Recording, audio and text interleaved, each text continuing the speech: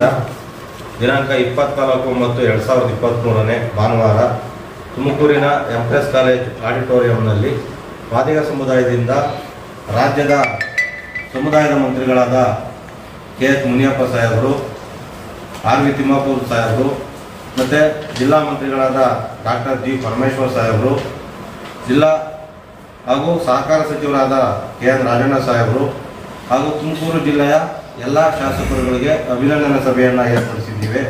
ಹಾಗಾಗಿ ನಾವು ತುಮಕೂರು ಜಿಲ್ಲೆಯ ಎಲ್ಲ ತಾಲೂಕಿನಲ್ಲೂ ಪೂರ್ವಭಾವಿ ಸಭೆಯ ಕಾರ್ಯಕ್ರಮವನ್ನು ಮಾಡ್ತಾ ಇದ್ದೀವಿ. ನಾವೀಗ ಈಗ ತಾನೇ ಪಾವಗಡ ಮತ್ತು ಮಧುಗಿರಿಯನ್ನು ಮುಗಿಸಿ ಈ ಕೊರಟಗೆರೆಯಲ್ಲಿ ಮಾಡ್ತಾ ಇದ್ದೀವಿ. ಇದರಲ್ಲಿ ಬಹುಸಂಖ್ಯಾತ ಮಾದಿಗರಿದ್ದು ಮಾದಿಗರು ಹೆಚ್ಚಿನ ಸಂಖ್ಯೆಯಲ್ಲಿ ಕಾರ್ಯಕ್ರಮಕ್ಕೆ ಆಗಮಿಸಬೇಕು ಅಂತೇಳಿ ಮನವಿ ಮಾಡಲಿಕ್ಕೆ ಈ ಒಂದು ಮಾಧ್ಯಮ ಗೋಷ್ಠಿಯನ್ನು ಕರೆದಿದ್ದೀವಿ.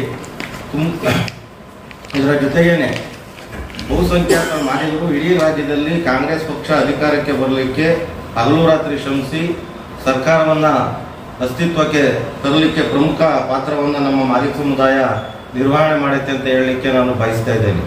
ಅದೇ ರೀತಿ ನಮ್ಮ ತುಮಕೂರು ಜಿಲ್ಲೆಯಲ್ಲಿ 2 ರಿಸರ್ವೇಷನ್ ಕಾನ್ಸ್ಟಿಟ್ಯೂನ್ಸಿನಲ್ಲೂ ಸಹ ಮಾದಿಗರಿಗೆ ಟಿಕೆಟು ಸಿಗಲಿಲ್ಲ ಅನ್ನೋ ಕಾರಣದಿಂದ ಅನಿವಾರ್ಯ ಕಾರಣಗಳಿಂದ ಅವ್ರಿಗೆ ನಮ್ಮ ಸಮುದಾಯಕ್ಕೆ ಕಡೆಗಣಿಸಿರೋ ಇಲ್ಲ ಮತ್ತೊಂದು ಏನೋ ಅದು ನಮ್ಮ ಬ್ಯಾಡ್ ಲಕ್ ಅಂತ ನಾನು ಹೇಳ್ತಿದ್ದೀನಿ.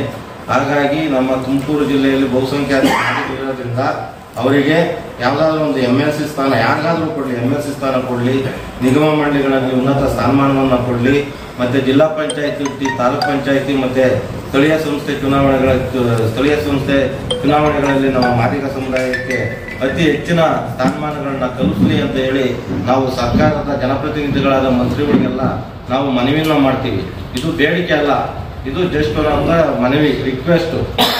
ಹಾಗಾಗಿ ಅದರ ಜೊತೆಯಲ್ಲೇ ತುಮಕೂರು ಜಿಲ್ಲೆಯ ಎಲ್ಲ ತಾಲೂಕು ಕೇಂದ್ರಗಳಲ್ಲಿ ಅಂಬೇಡ್ಕರ್ ಭವನ, ಜಗಜೀವನ್ ರಾಮ್ ಭವನ, ಸಮುದಾಯ ಭವನ, ಇತರೆ ಯಾವುದೇ ರೀತಿಯ ಕೆಲಸ ಕಾರ್ಯಗಳಿಗೆ ಸರ್ಕಾರ ಅತಿ ಹೆಚ್ಚಿನ ಒತ್ತು ನೀಡಬೇಕು ಅಂತ ಹೇಳ್ಬಿಟ್ಟು ನಾವು ನಮ್ಮ ಸಮುದಾಯದ ಪರವಾಗಿ ಆ ಕಾರ್ಯಕ್ರಮದಲ್ಲಿ ಅವರಿಗೆ ಮನವಿಯನ್ನು ಸಲ್ಲಿಸ್ತಾ ಇದ್ದೀವಿ.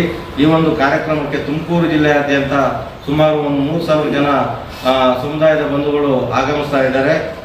ಅದ್ರ ಜೊತೆಗೆ ಪ್ರತಿಭಾ ಪುರಸ್ಕಾರ ಏನು ಫಸ್ಟ್ PUC ಆಗಿರ್ಬೋದು, ಸೆಕೆಂಡ್ PUC ಆಗಿರ್ಬೋದು, ಎಂಜಿನಿಯರಿಂಗ್ ಆಗಿರ್ಬೋದು, ಯಾವುದೇ ಒಂದು ಪದವಿ ಆಗಿರ್ಬೋದು, ಇದರಲ್ಲಿ ಡಿಸ್ಟಿಂಕ್ಷನ್ ಬಂದಂಥ ವಿದ್ಯಾರ್ಥಿಗಳಿಗೆ ನಾವು ಪ್ರತಿಭಾ ಪುರಸ್ಕಾರವನ್ನು ಸಹ ಈ ಒಂದು ಕಾರ್ಯಕ್ರಮದ ಮುಖಾಂತರ ಕೊಡ್ತಾ ಇದ್ದೀವಿ.